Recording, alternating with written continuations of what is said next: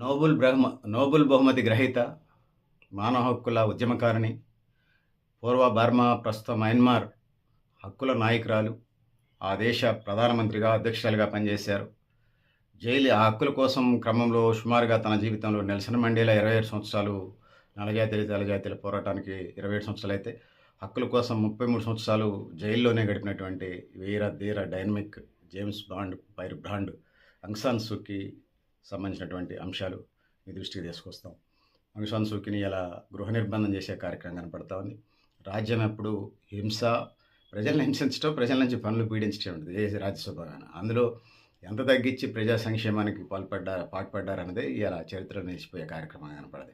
ప్రజాస్వామ్యం వచ్చినా అది ఇంకొక రూపంలో కొత్త పుంతలు దొక్కుతామన్నది అంతా తప్ప మరొకటి కాదనేది చెప్పక తప్పదు.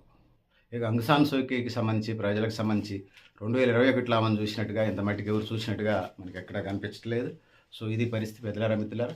సో ఆ ముందా చనిపోయిందనే అనుమానాలు ఇలా ప్రపంచానికి కనపడతా ఉన్నాయి. చూడాలి మరి సంబంధించినటువంటి ప్రభుత్వం, రాజ్యం ఏం చేస్తుంది అనేది. సో ఇది పరిస్థితి పెద్దలారా, మిత్రులారా. 33 ఏళ్ల జైలు శిక్షని గృహ నిర్బంధంగా మార్చినట్టుగా.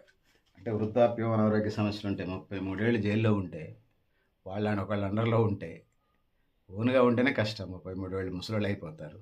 ఇక జైలు అండర్లో అంటే మనం అది హక్కుల ఉద్యమకారులు, రాజకీయ ఖైదీల పట్ల ఎంత వివక్ష ఉంటుందో మనందరికీ తెలుసు. 2021లో సైనిక ప్రభుత్వం ఆమెను అధికార దుర్వినియోగం, దేశద్రోహం, ఇట్లా వివిధ ఆరోపణలు చేసి ఆమెను జైలు వేసే కార్యక్రమం చేశారు. 2021 మే 24వ తేదీన ఆమె కోర్టులో ఉన్నట్లుగా చూపించారు ఫోటో ఒకటి.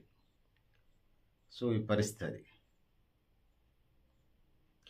సో మయన్మార్లో 2026లో 1519 మందికి క్షమాభిక్ష పెట్టినట్టుగా ఆ ప్రభుత్వం చూపెడతా ఉంది.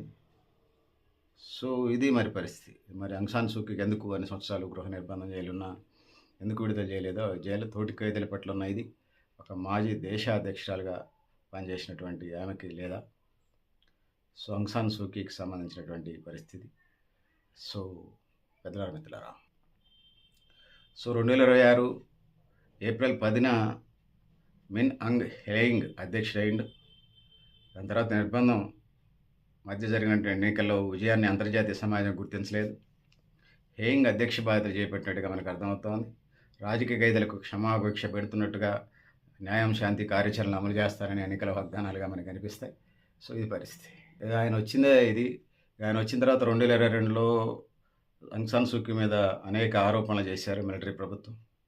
ప్రజాస్వామ్యబద్ధంగా ఎన్నికైన పదవుల నుంచి తొలగించి మొత్తం ప్రభుత్వాన్ని మిన్ ఆంగ్ హ్లెయింగ్ తిరుగుబాటు చేసి స్వాధీనం చేసుకున్నాడు.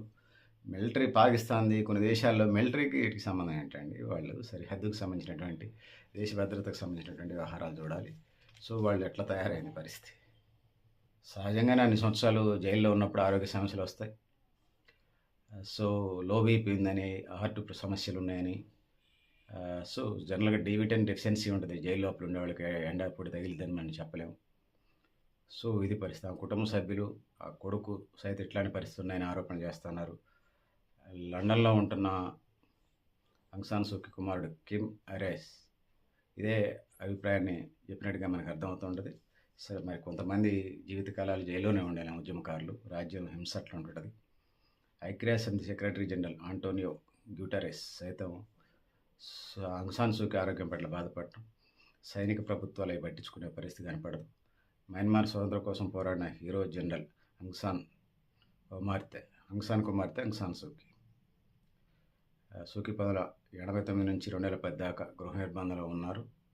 సో అహింసా మార్గంలో ఆందోళన చేశారు. 1991 ఆమెకు నోబెల్ పురస్కారం వచ్చింది. ఆ సమయంలోనే మళ్ళీ జైలు శిక్ష, గృహ నిర్బంధం చేయడం జరిగింది. అంతర్జాతీయ సమాజం గుర్తించిన లోకల్ ప్రభుత్వాలు అట్లా ఉంటుంది. అప్పటి నుంచి 2021 నుంచి ఇప్పటిదాకా కనపడ్డ పరిస్థితి మనకు కనిపించట్లేదు. సో పెద్దలారా, మిత్రులారా, ఇది పరిస్థితి. మీరు కూడా మీ అభిప్రాయాలు కామెంట్ బాక్స్ రాయడం తెలియజేస్తూ, నేను గరిడేపల్లి సత్యనారాయణ, న్యూ లక్ష్య ఆర్గనైజేషన్. Thank you. ఉండాలి పెద్దలారా, మిత్రులారా.